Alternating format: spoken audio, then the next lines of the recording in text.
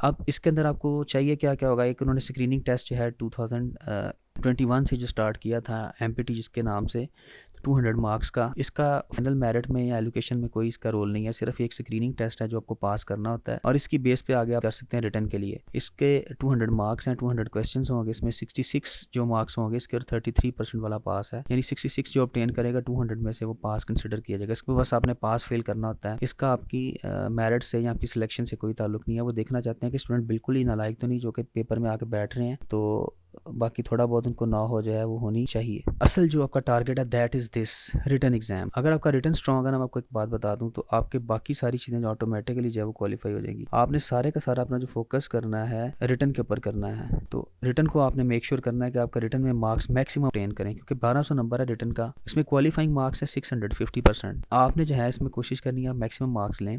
वो हम आपको टारगेट इसके बाद शेयर करता हूँ जो सबसे इंपॉर्टेंट है कि किस तरह से आपने अपना टारगेट जो है उसको अचीव करना है। उसके बाद आपका साइकोलॉजिकल, जो रिटर्न में क्वालिफाई करेंगे स्टूडेंट्स उनका साइकोलॉजिकल होगा, लेकिन उसकी असेसमेंट जो है उसका कोई इसमें नहीं होगा। फिर उसके बाद जो है वो सिर्फ देखते हैं कि मेंटली कोई बंदा जो डिस्टार्टेड तो नहीं है या इस तरह का नहीं है। और उसके बाद आ जाता है आपका नेक्स्ट मेडिकल एग्जामिनेशन। इसके भी मार्क्स नहीं होते, इसमें आपकी फिजिकल एबिलिटी देखी जाती है और उसके बाद वाइवा वो से जो है इसके 300 मार्क्स हैं और इसमें 100 मार्क्स वाला पास है। अच्छा, CSS के अंदर मोस्टली स्टूडेंट को इसके अंदर फेल नहीं किया जाता। अगर आपका अच्छा परफॉर्मेंस है रिटर्न में तो आपके इंटरव्यू में नंबर जो है वो भी अच्छे दिए जाते हैं और 33% 100 वाला पास। अब मैं आपको एक चीज़ बताऊं, मेरी कज़न की भी रिसेंट जो है 10th पोजीशन थी और उसके सिर्फ मार्क्स मैं आपके साथ शेयर भी करूंगा। सब्जेक्ट की तरफ पहले बढ़ते हैं, इंपॉर्टेंट चीज़ है कि सब्जेक्ट्स हमारे क्या है, और इसके बाद फिर मैं आपको टारगेट स्ट्रैटेजी बताऊँगा कि हमने अपनी स्ट्रैटेजी जो है उसको किस तरह उसको जो है ऑब्टेन करना है।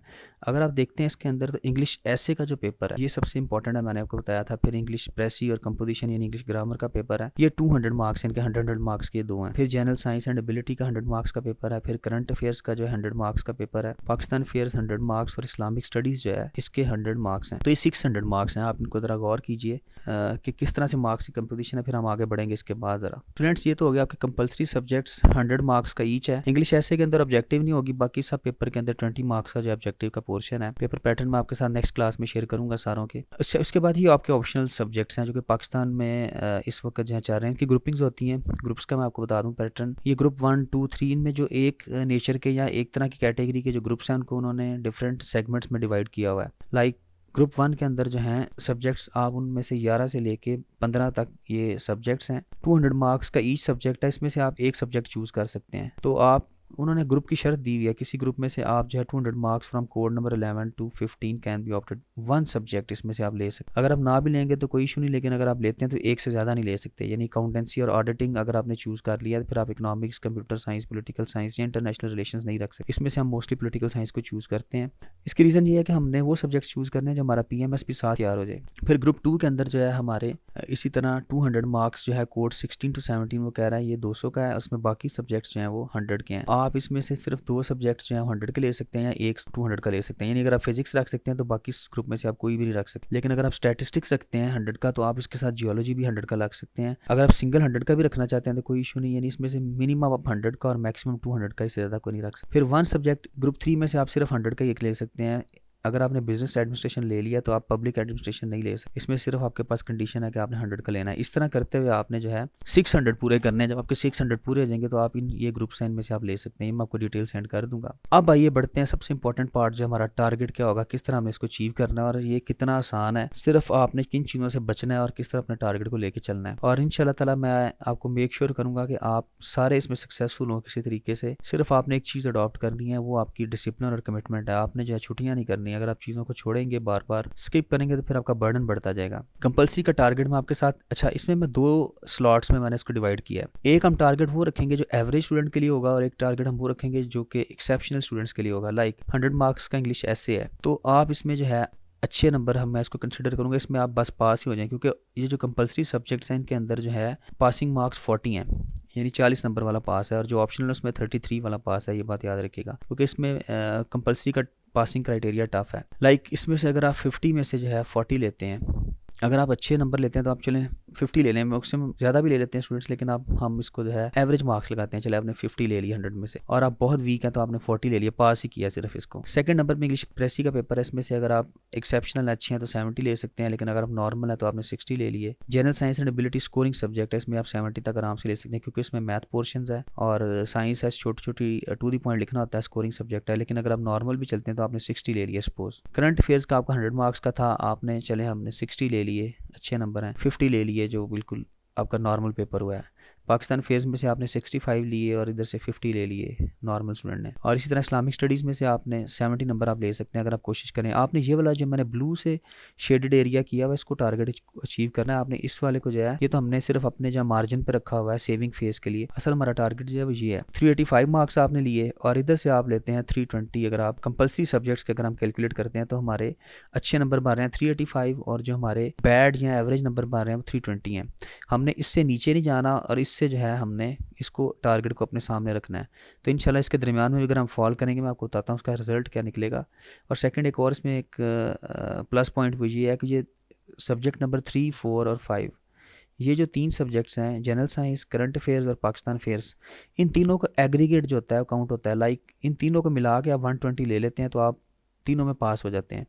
यानी किसी सब्जेक्ट में अगर आपने 30 भी ले लिए हैं और दूसरे में आपने जो है वो 50 ले लिए हैं तो दोनों के जो है वो उसके 10 जो ज़्यादा आपके आए हैं 50 वाले वो 10 उधर कंसिडर हो जाएंगे। इस तरह आप फेल नहीं होंगे उसमें 30 वाले में भी। तो ये एक प्लस पॉइंट है कि इन तीनों को मिला के आपने 120 लेने हैं।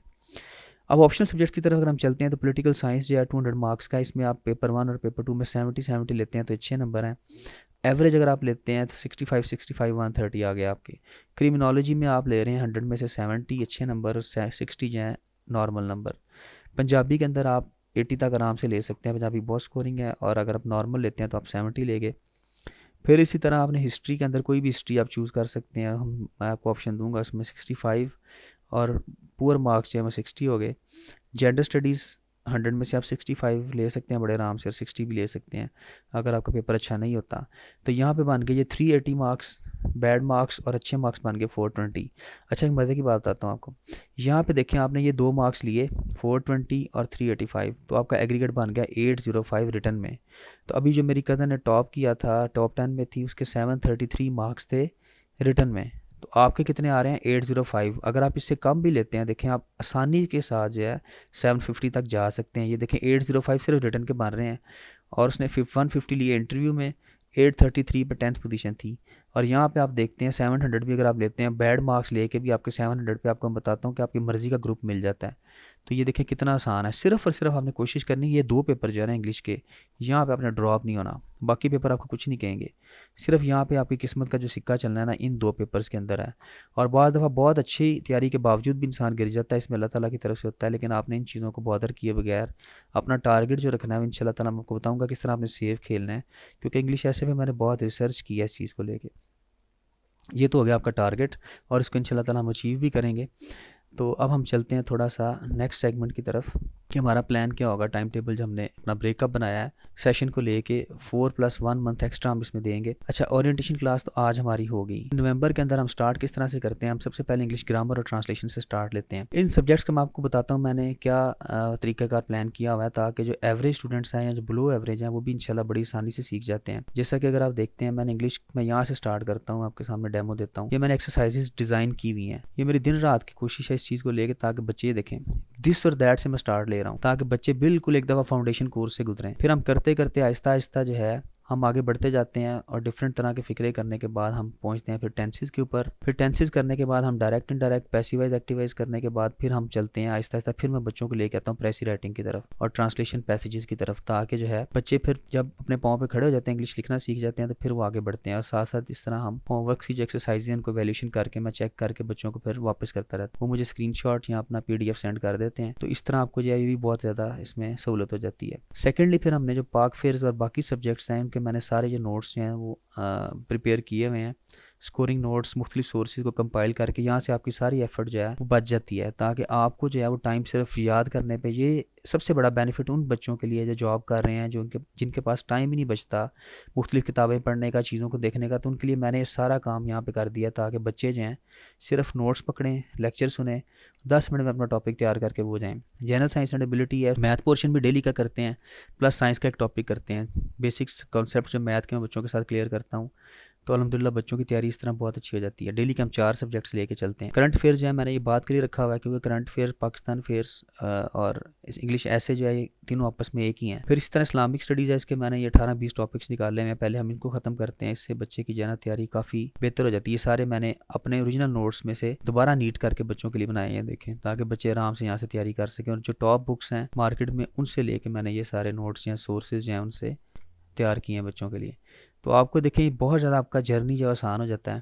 पॉलिटिकल साइंस में मेरा हमेशा से बहुत अच्छा स्कोर रहा, और इसको लेके भी मैंने फिर सारे नोट्स हैं बच्चों के लिए, अल्हम्दुलिल्लाह मेरे पूरे पाकिस्तान में नोट्स भी सेल होते हैं और बच्चे इनसे बहुत ज़्यादा फ़ायदा उठाते हैं। ये देखें सारे फ़िलासफ़र्स चीज़ें मैंने जो है इंपॉर्टेंट क्वेश्चन पास पेपर के उसमें इंक्लूड किए हुए हैं, कोटेशंस तक, हिस्ट्री, सारी बुक्स, ये सारी चीज़ें, ताकि आपको जो किसी प्रॉब्लम का सामना ना करना पड़े। तो ज़िंदगी में एक बात याद रखिएगा, अगर आपके पास प्लानिंग है, स्ट्रेटजी है, तो लाओसू का कोटेशन है कि दुनिया में कोई भी ऐसी जंग नहीं जो कि लड़ने से पहले जो है जीत ना ली गई हो। अगर आपकी जो स्ट्रेटजी पेपर के ऊपर या ऑन बोर्ड जो है वो स्ट्रॉन्ग है, तो आप एक्चुअल में भी अच्छा परफॉर्म करेंगे। लेकिन अगर आपके पास प्लान नहीं है, तो जैसा कि एक बड़ा मशहूर कोटेशन भी है कि an idiot with a plan can beat a genius without a plan. तो एक बेवकूफ़ इंसान भी अगर प्लान के साथ जो है वो एक जीनियस को मात दे सकता है जिसके पास प्लानिंग नहीं है। तो ये हमारी स्ट्रेटजी थी और ये हमारा सारा सिस्टम था। यहाँ पे सबसे पहले जो है हम अपना रोड मैप जो है इसको डिस्कस करते हैं। एक तो आपकी जो एज है वो किस तरह से आप इसको करेंगे, कैलकुलेट किस तरह करेंगे, और सेकेंडली जो है इसमें एक और चीज़ आपको बताता चलूँ कि जो वेमेन है उनके लिए एक बहुत बड़ा एज है, वो मैं आपके साथ अभी शेयर करूँगा कि जो हमारी फीमेल्स हैं उनको क्या बेनिफिट है इसमें।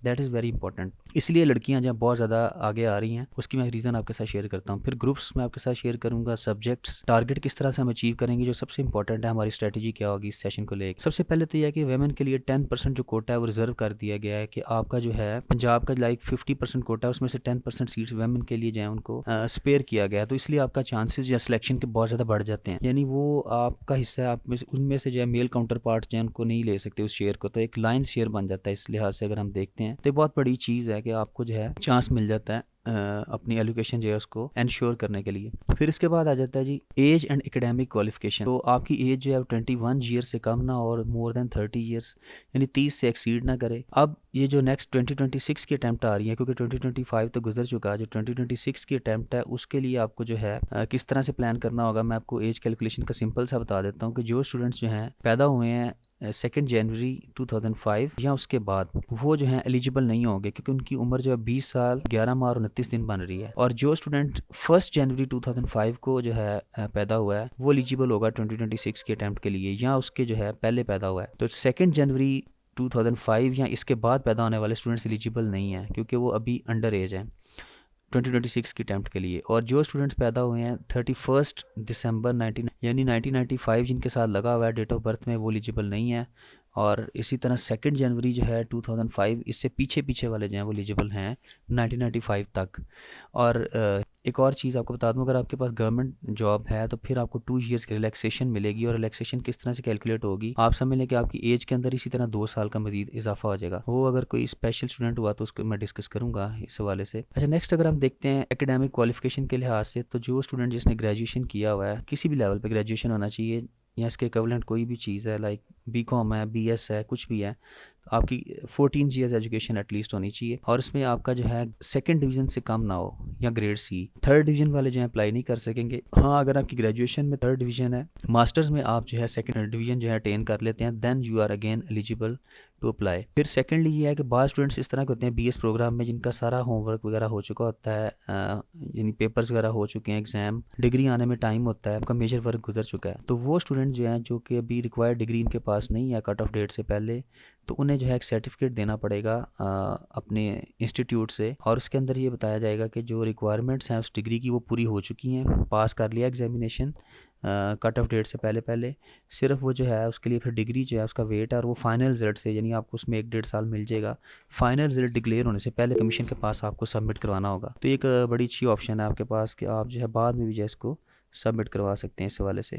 डिपार्टमेंट्स दोबारा से मैं रिवाइज़ करता हूँ, 12 डिपार्टमेंट्स हैं इसके अंदर। Mostly people know about this, but जो बिगनर्स हैं उनके लिए कि एक तो सबसे पहले इसमें मैंने जो ये 3 हाईलाइट किए हैं, ये सबसे ज़्यादा जो टॉप नॉच हैं या जिसके बारे में स्टूडेंट्स ज़्यादा डिज़ायरस हैं। पाकिस्तान एडमिनिस्ट्रेटिव सर्विस है, जिसके अंदर ये DMG ग्रुप आपका आ जाता है, असिस्टेंट कमिश्नर वगैरह का जो ग्रुप है जो एडमिनिस्ट्रेशन चलाता है मुल्क की। फिर पुलिस सर्विस ऑफ पाकिस्तान है, जिसको हम PSP कहते हैं। तो ये भी स्टूडेंट्स के दरमियान बहुत ज़्यादा एक विशफुल और बड़ा एक चेरिश्ड ग्रुप है।